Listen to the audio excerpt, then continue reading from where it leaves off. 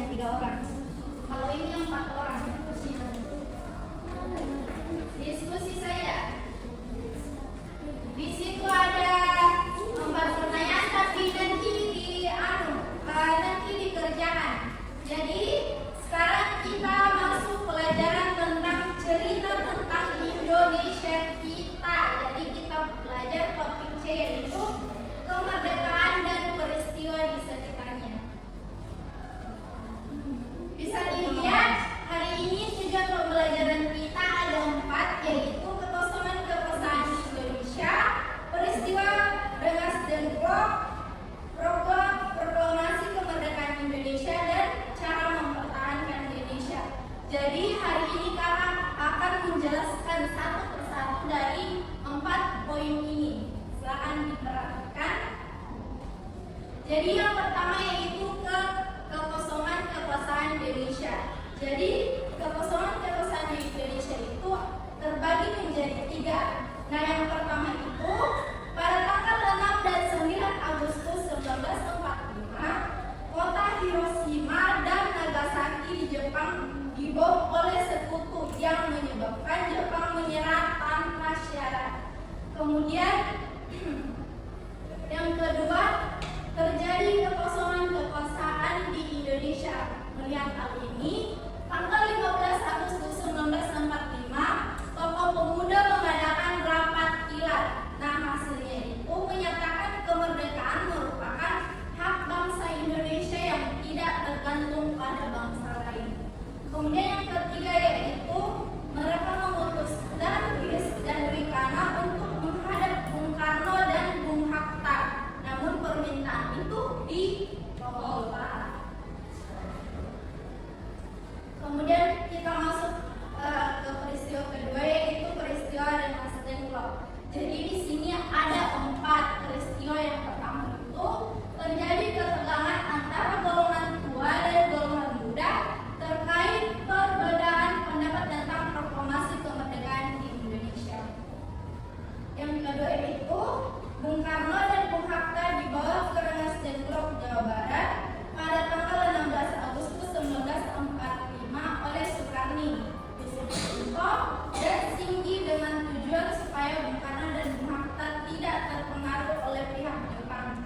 Kemudian yang ketiga yaitu terjadi dialog antara golongan muda yang diwakili oleh Rikana dan golongan tua diwakili oleh Ahmad Subarjo. Kemudian yang terakhir yaitu tercapai kesepakatan bahwa proklamasi kemerdekaan akan dilaksanakan pada tanggal berapa? 17 Agustus 1945. Ya, betul. Diingat-ingat nah, karena ada itu pertanyaan di LKPD-nya nanti dijawab. Kemudian kita masuk ke yang ketiga, yaitu menjelang proklamasi kemerdekaan.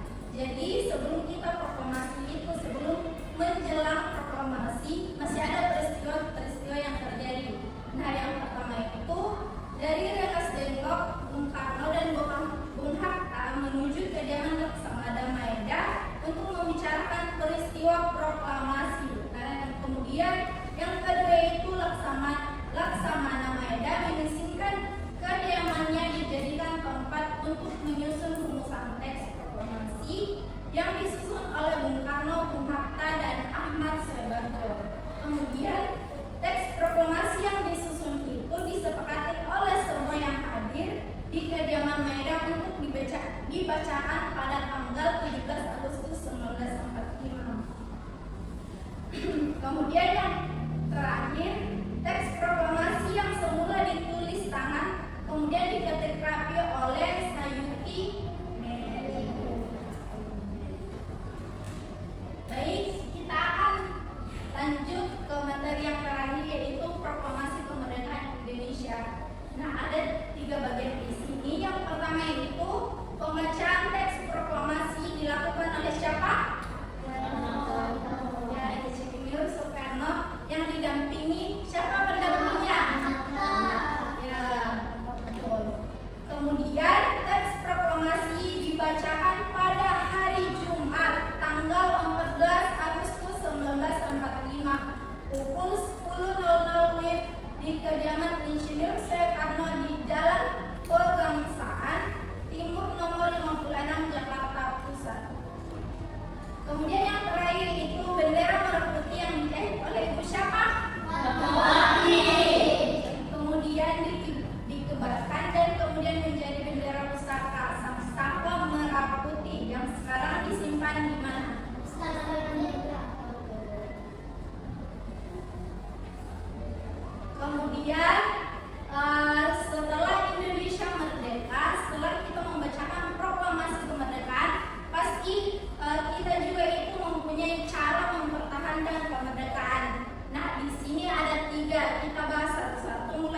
pertama itu menumbuhkan rasa cinta kasih sebagai bangsa Indonesia diantaranya dengan cara sebagai berikut. Siapa bisa membacakan?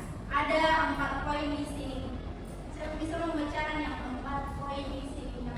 1, 2, 3, 4. Angkat tangan yang berani.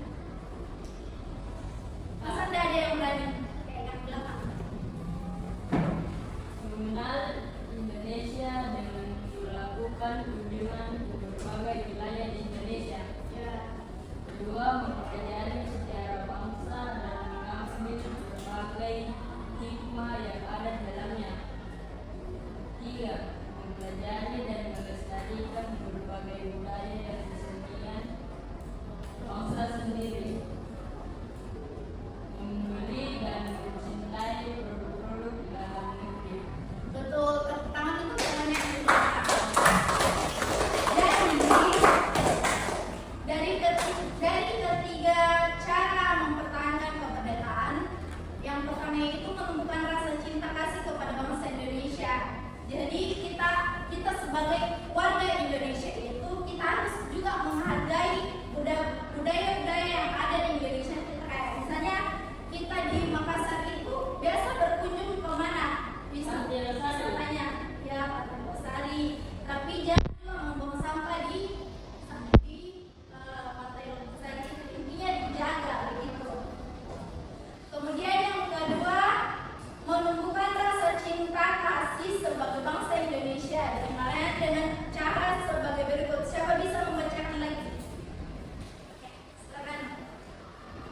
2, menumbuhkan rasa cinta kasih sebagai bangsa Indonesia dengan cara sebagai berikut. Menghargai keberagaman bangsa Indonesia dan tidak membeda-bedakan suku bangsa, ras, dan agama. Menyelesaikan konflik yang terjadi dengan musyawarah dan mufakat. Betul, tepuk tangan untuk temannya. Kemudian yang ketiga di sini ada juga 3 poin. Namun poin yang ketiga ini menjadikan Indonesia sebagai negara maju diantaranya dengan cara berikut. Nah, sebelum kakak lanjut, siapa kira-kira tahu negara kita ini negara maju atau negara berkembang? Berkembang. Betul sekali, negara kita itu belum negara maju walaupun sudah merdeka. Jadi negara kita itu harus kita terus kembangkan supaya menjadi negara yang maju kayak negara-negara lain kan, kayak negara siapa tahu satu negara yang sudah termasuk dalam negara maju? Jepang. Jadi ada di sini 3 poin dari ketiga cara mempertahankan kemerdekaan. Kakak minta 1 perempuan untuk membacakan. 1 perempuan. Karena tadi dua-duanya sudah oke. Silakan.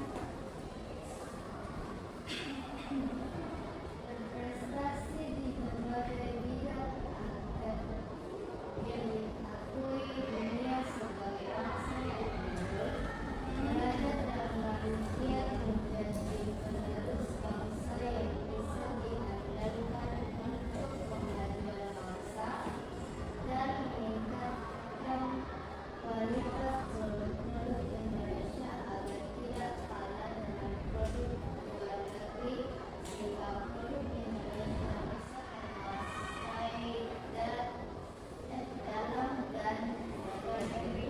Tepuk tangan untuk temannya. Jadi setelah membaca 2 cara mempertahankan kemerdekaan ini yang paling penting. Jadi kita sebagai penerus bangsa kita harus terus belajar. Misalnya kayak dari akademik itu, misalnya kayak basket, bermain basket, atau bisa juga ke luar negeri itu bermain basket.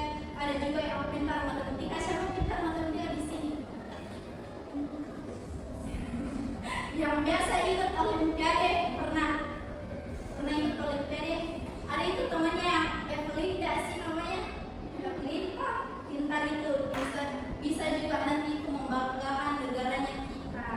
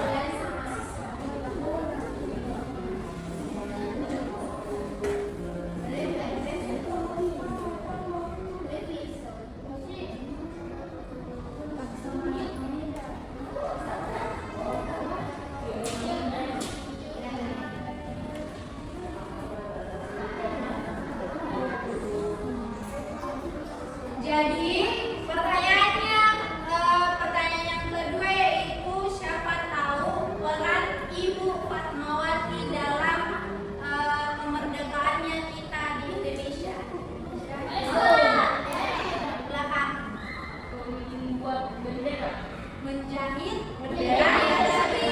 Betul. Jadi Ibu Fatmawati itu adalah jasa yang sangat besar untuk negara kita, karena kalau tidak ada waktu itu, kalau tidak ada Ibu Fatmawati, pasti tidak ada benderanya kita yang dijahit toh. Jadi Ibu Fatmawati adalah jasa untuk negara kita. Para siswa dipersilakan memasuki ruang kelas masing-masing.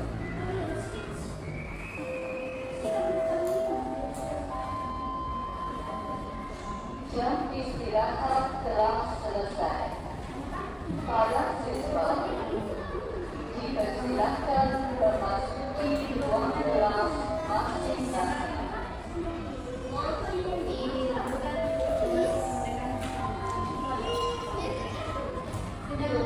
Ourselves. Please answer your questions. Kalau sudah didiskusikan dengan teman-temannya, karena kakak ibu masih punya banyak pertanyaan, jadi didiskusikan dulu sama teman-teman. Baca-baca ulang sudah betul-betul.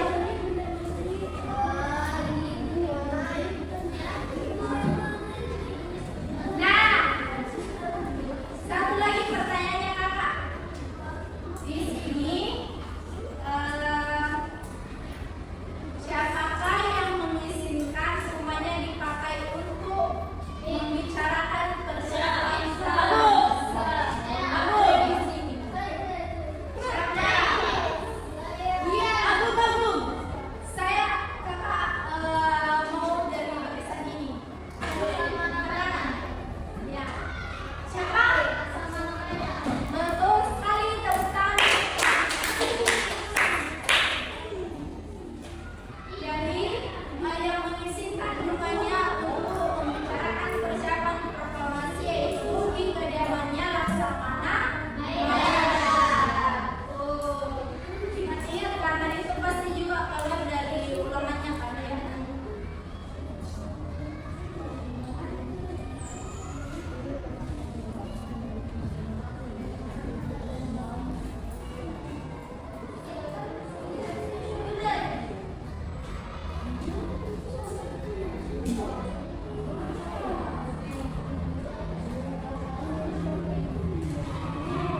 Ya.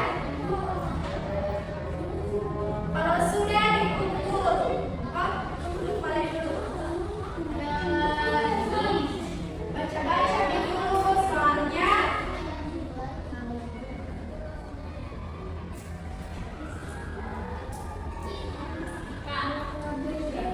Ya, tunggu dulu. Dari barisan di sana kakak mau bertanya. Jadi siapa yang mengerti lagi teks proklamasi yang semula dituliskan dari barisan di sana? Ya betul, betul sekali. Jadi teks proklamasi yang semula dituliskan kemudian juga diterapi oleh Sayuti Mary.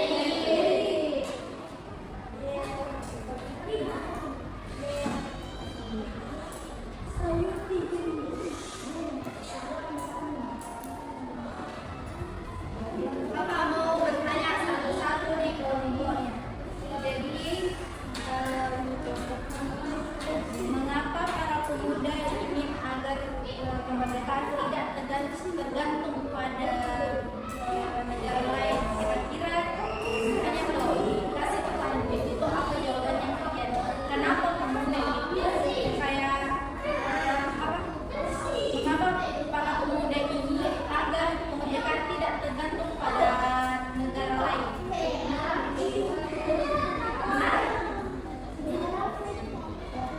Karena kemerdekaan itu adalah betul.